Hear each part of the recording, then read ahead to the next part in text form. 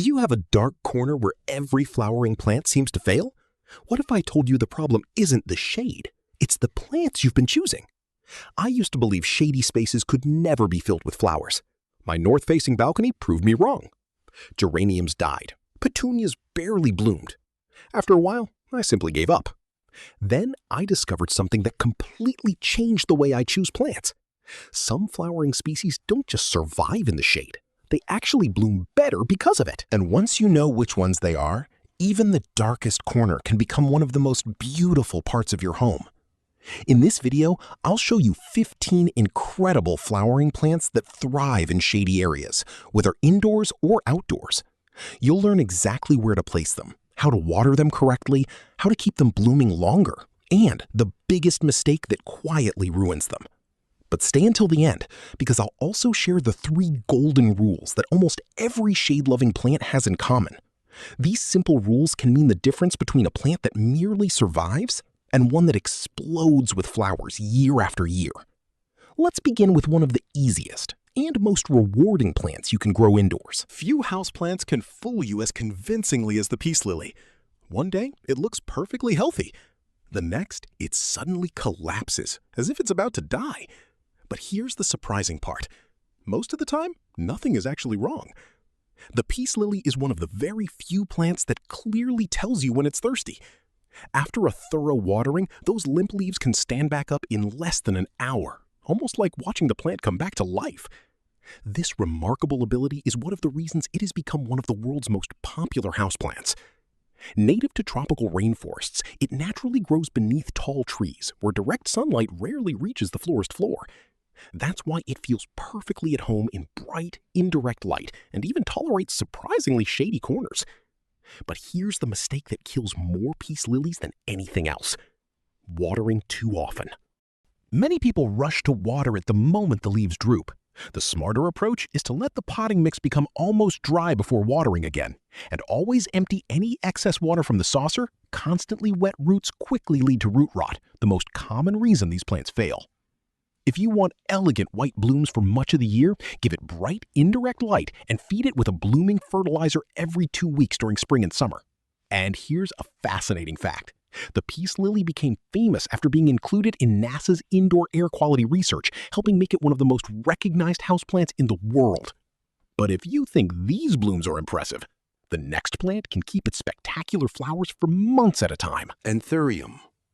Some flowers last only a few days, but Anthurium blooms can stay beautiful for months. At first glance, they almost look fake.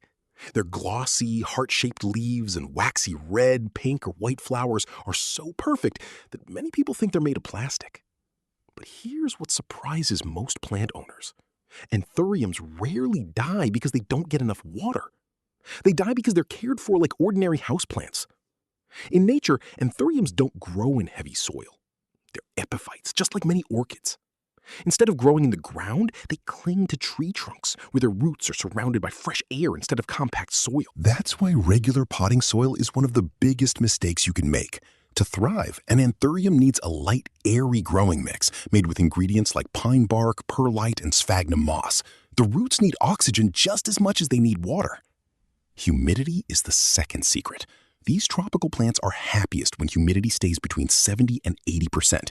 If your home is dry, simply grouping several plants together or placing the pot on a pebble tray filled with water can make a remarkable difference. Just remember, the pot should never sit directly in the water. Water only when the top inch or 2 of the growing mix feels dry. Use room temperature water whenever possible, and feed the plant every 2 weeks during the growing season using a balanced fertilizer at half strength. Get these 3 things right: an airy growing mix, good humidity, and proper watering, and each spectacular bloom can remain vibrant for 2 or even 3 months. But if you think Anthuriums are misunderstood, wait until you meet the plant that has fooled millions of people into believing it's difficult to grow. Phalaenopsis Orchid. Few plants have a worse reputation than orchids. Ask almost anyone, and they'll tell you they're difficult, delicate, and impossible to keep alive. But the truth is, almost the opposite. The Phalaenopsis is actually one of the easiest flowering plants you can grow, once you understand one simple secret. It doesn't grow in soil. Like the Anthurium, It's an epiphyte. In the wild, its roots cling to tree trunks, completely exposed to fresh air. The moment you understand that, everything suddenly makes sense. And so does the biggest mistake people make. It isn't underwatering, it's overwatering. Forget watering schedules, your orchid already tells you exactly when it needs water. Just look at the roots. Bright green roots mean the plant has enough moisture. Silvery gray or pale green roots mean it's time to water. The best method is simple. Soak the pot in water for a few minutes, then let it drain completely before placing it back. For most homes, that usually means watering every 7 to 10 days, although temperature and humidity always make a difference. Then comes the question every orchid owner eventually asks. Should you cut the flower spike? If it's still green, don't remove it completely. Instead, trim it just above one of the visible nodes. Very often, a brand new flower spike will emerge from that point, rewarding you with another round of blooms much sooner than expected. To encourage even more flowers, orchid growers follow one famous rule. Weekly. Instead of giving a strong dose once in a while, feed a very diluted orchid fertilizer every week. A small drop in nighttime temperature also helps trigger the formation of a new flower spike. And if you think orchids bloom for a long time, the next plant proves you don't need much space to enjoy flowers almost all year long. African violet. What if I told you one small houseplant could reward you with flowers for most of the year? The African violet does exactly that. Despite its compact size, it can bloom again and again, filling even the smallest shelf or windowsill with vibrant color. But there's one tiny mistake that can permanently ruin its beautiful leaves, and most people make it without even realizing it. It happens during watering. A few drops of cold water on those soft, velvety leaves can leave permanent brown spots that never disappear. That's why experienced growers almost always water African violets from the bottom. Simply place the pot in a shallow tray of lukewarm water for about 20 to 30 minutes. The roots absorb exactly the moisture they need while the leaves stay perfectly dry. The growing mix matters just as much. It should be light, airy, and well-draining. A potting mix specially formulated for African violets usually gives the best results.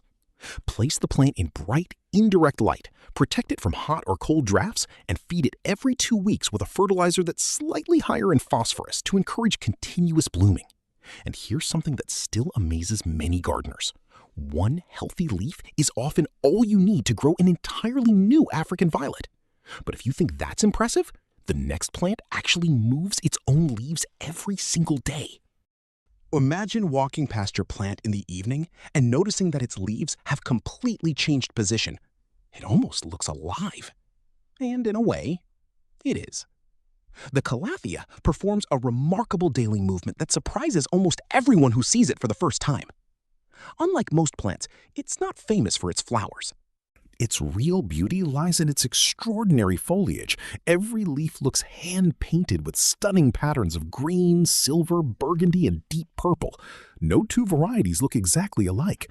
But the real show begins after sunset. As darkness falls, the leaves slowly rise until they're almost standing upright, as if the plant were folding its hands in prayer. By morning, they gradually open again to capture the daylight. That's why many people know it as the prayer plant. Unfortunately, there's one mistake that can destroy all that beauty in just a few hours. Direct sunlight. Even a short period of harsh afternoon sun can scorch the leaves, leaving permanent brown patches that never recover. Calatheas thrive in bright, indirect light and love humidity above 60%.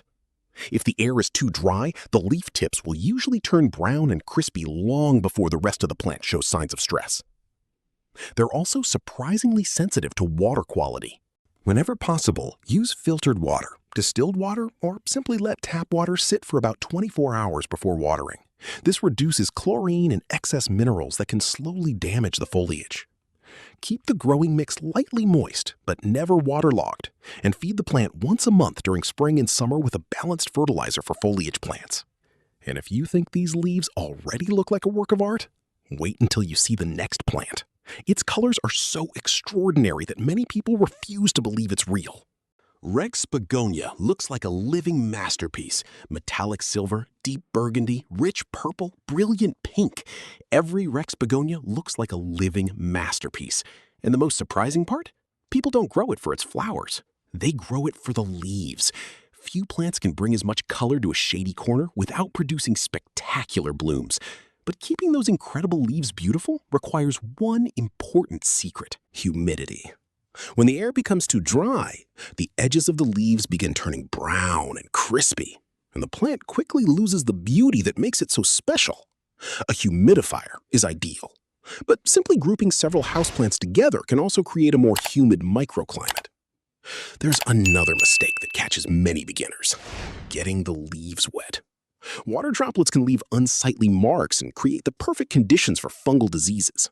Instead, water the soil directly or use the bottom watering method whenever possible.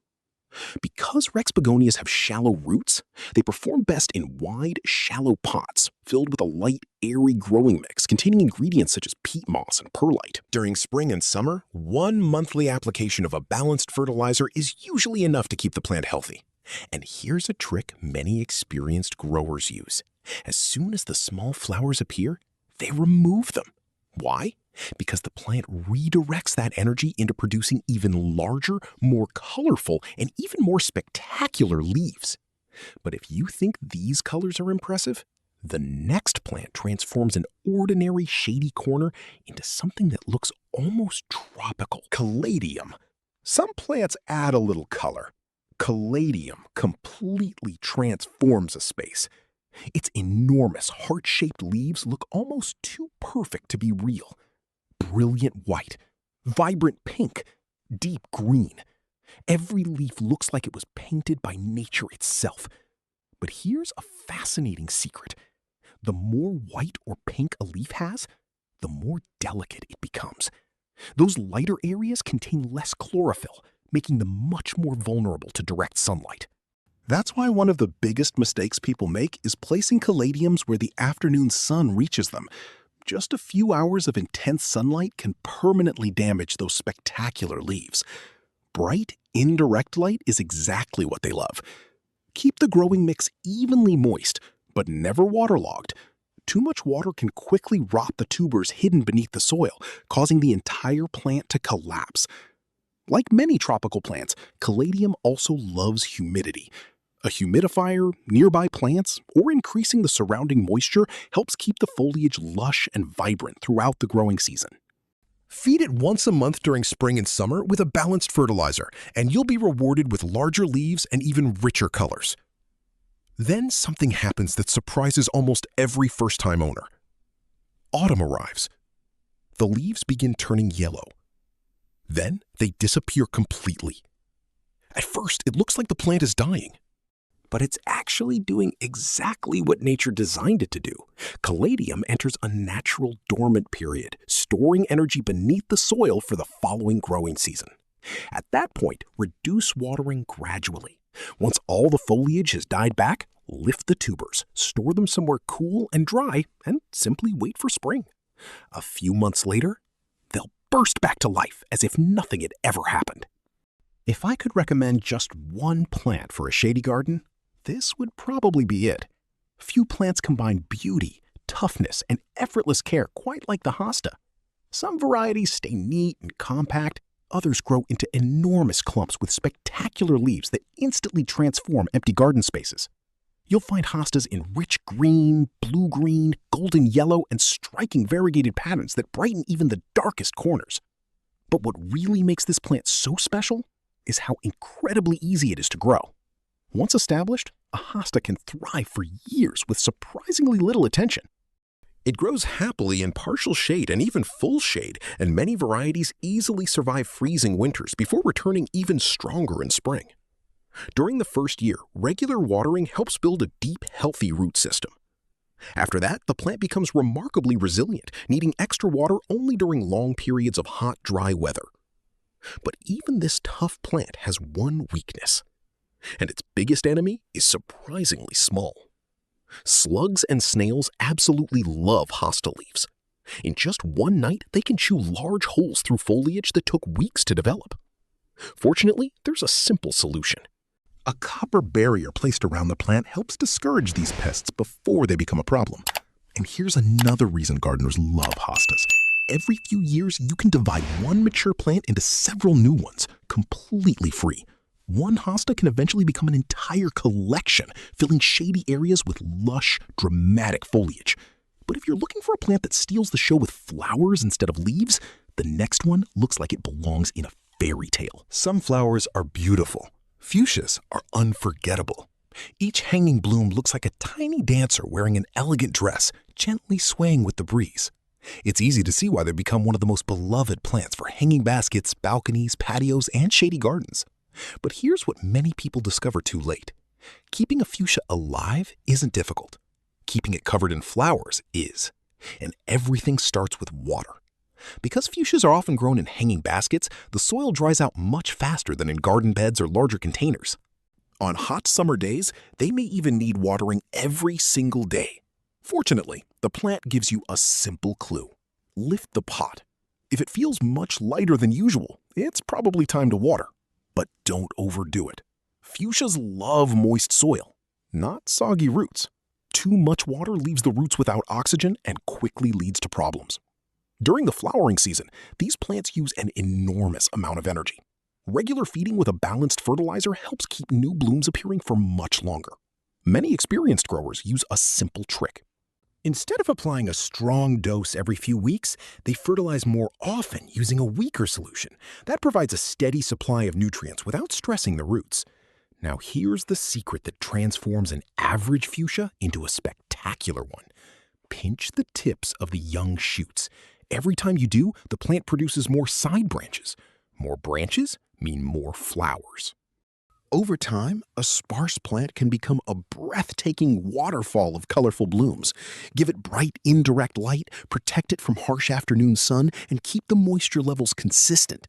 Do that, and your fuchsia can reward you with an extraordinary display of flowers from late spring until the first cool days of autumn. And if you think this plant is colorful, the next one can turn an entire shrub into what looks like a giant cloud of flowers. Azalea.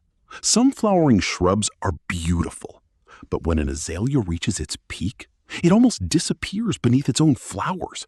At first glance, it looks less like a shrub and more like a giant cloud of color. It's one of the most spectacular sights any spring garden can offer. But here's the secret many gardeners discover too late. Azaleas don't fail because of poor care. They fail because of the wrong soil. Nothing matters more than acidity. If the soil becomes too alkaline, the plant quickly begins to struggle. The leaves turn yellow, growth slows down, flowering becomes weaker every year, even if everything else seems perfect. If you live in an area with alkaline soil or hard water, growing your azalea in a container is often the easiest solution. Use a high-quality acidic growing mix made for acid-loving plants, and whenever possible, water with rainwater to help maintain the correct soil conditions. There's another common misconception. Many people assume that because azaleas produce so many flowers, they must love full sun. In reality, they prefer bright light with protection from intense afternoon sunlight. Too much direct sun stresses the plant, burns the leaves, and causes the flowers to fade much faster. Now, here's the secret that determines next year's display. Pruning. Azaleas begin forming next season's flower buds during summer. That's why pruning should always be done immediately after flowering. Wait too long, and you'll accidentally remove next year's blooms before they even have a chance to open. After flowering, a light feeding with fertilizer formulated for acid-loving plants helps restore energy and encourages healthy growth. Give your azalea the right soil, the right light, and the right timing, and every spring it can reward you with one of the most breathtaking floral displays you'll ever see. Hydrangea. Imagine planting one shrub and watching its flowers change color from one year to the next. It almost sounds impossible, but hydrangeas can actually do exactly that. Depending on the soil, some varieties bloom in shades of blue, violet, pink, or somewhere beautifully in between. Few garden plants are as fascinating. But despite all the attention given to flower color, the real secret to growing spectacular hydrangeas isn't the color at all. It's water. These plants are incredibly thirsty. During hot summer weather, a mature hydrangea may need frequent watering to keep those enormous flower heads healthy and full. One simple trick makes a huge difference. Apply a layer of organic mulch around the base of the plant.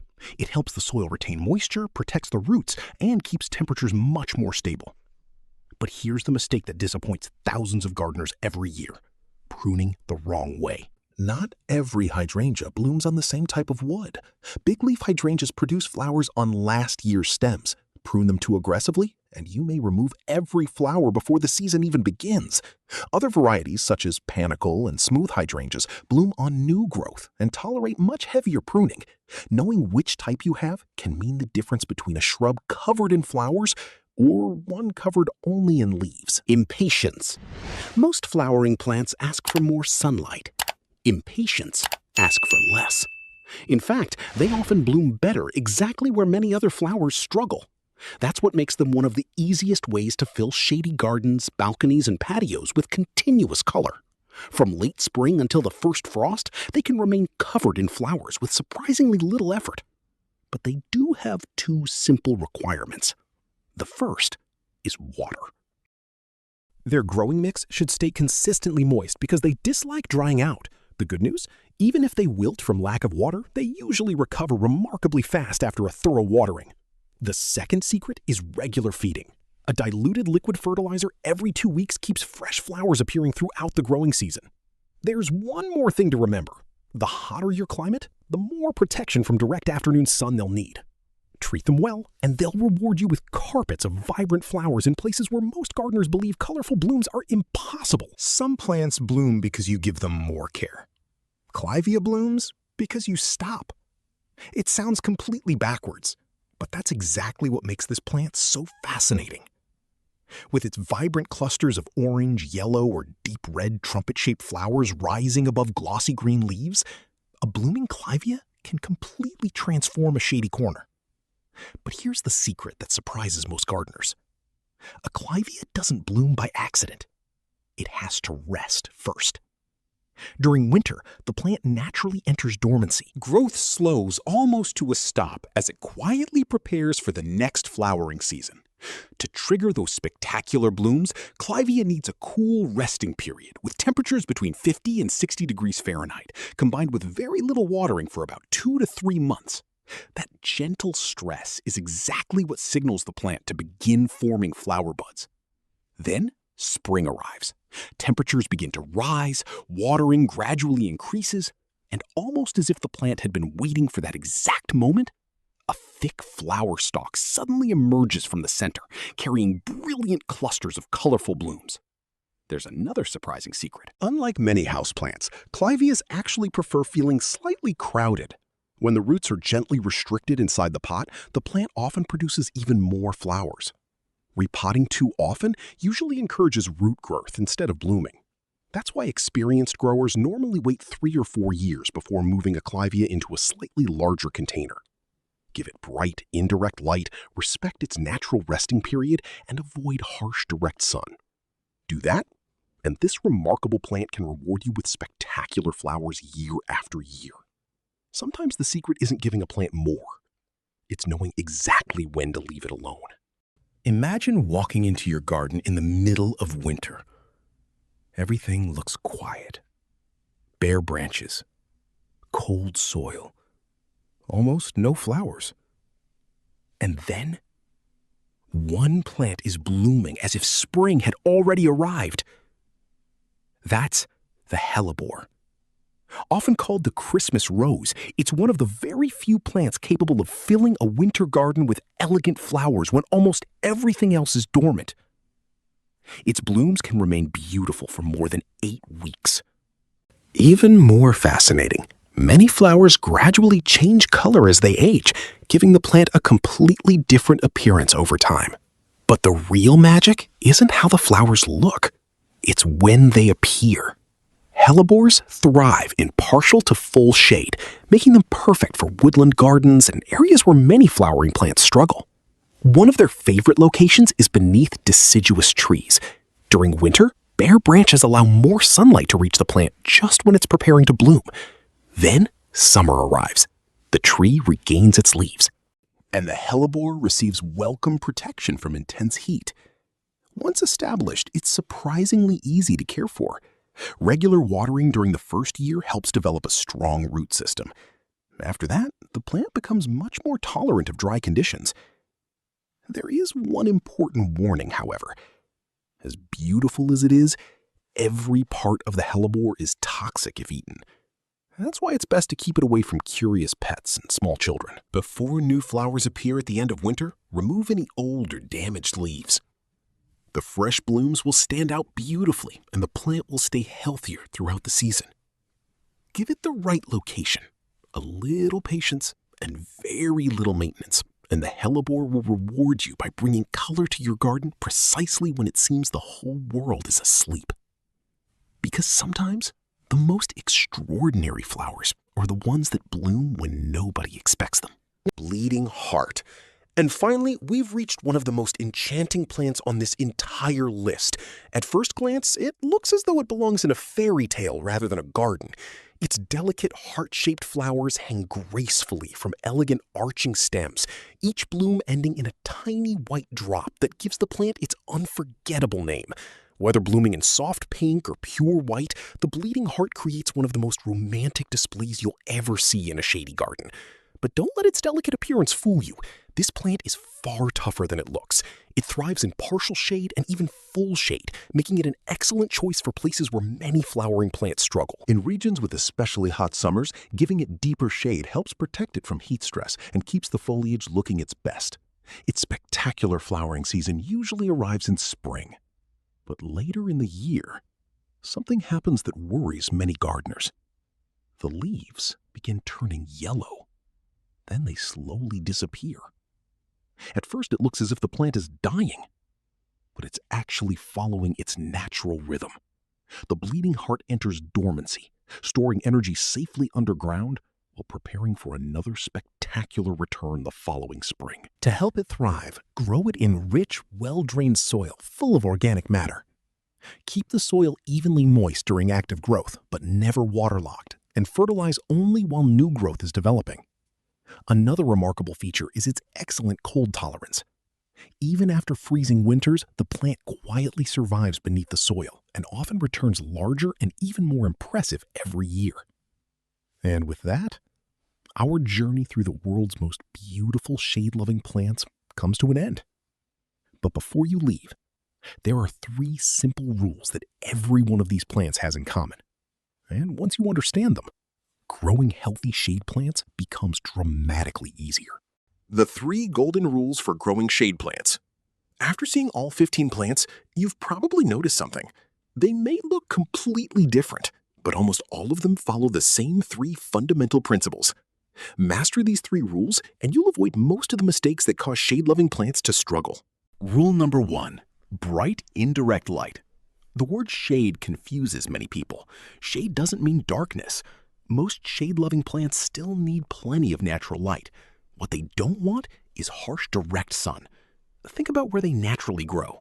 Beneath tall trees, sunlight is filtered through the branches before it reaches the leaves. That's exactly the environment you want to recreate. Too much direct sun scorches leaves, fades flowers, and stresses the plant. Too little light weakens growth and reduces blooming. The goal is simple: bright, filtered, indirect light. Rule number 2, humidity is just as important as water. Many of these plants evolved in tropical forests. Their roots aren't the only parts that need moisture. The air matters too. Dry air often causes brown leaf edges, crispy tips, slow growth, and flower buds that never fully develop. Fortunately, increasing humidity doesn't have to be complicated. Grouping plants together, placing them in naturally humid areas, or using simple humidity-boosting methods can make a noticeable difference. Just don't confuse humid air with soggy soil. Healthy roots still need oxygen. The perfect balance is moist air above and well-drained roots below. Rule number 3, healthy roots grow beautiful plants. Every beautiful plant starts underground. You can have perfect light, perfect watering, perfect fertilizer, but if the roots aren't happy, nothing else matters. That's why choosing the right growing medium is so important.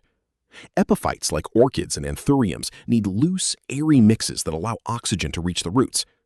Other shade plants prefer rich organic soil, but all of them need one thing in common: excellent drainage. Because here's a rule every experienced gardener eventually learns. Most plants don't die from lack of water. They die because their roots stay wet and can't breathe. Healthy roots create healthy plants, and healthy plants reward you with stronger growth, more flowers, and years of beauty. Who would have thought that some of the most beautiful flowering plants in the world actually prefer the shade? From elegant peace lilies to colorful caladiums, spectacular hydrangeas, and the unforgettable bleeding heart.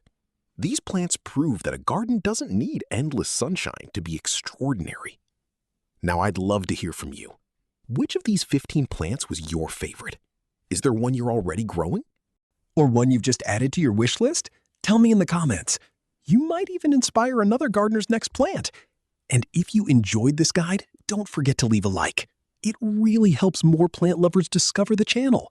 For more complete plant care guides, practical tips, and fascinating gardening secrets, make sure you subscribe. Because the next plant you discover here might just become your favorite one yet. Thanks so much for watching, and I'll see you in the next video.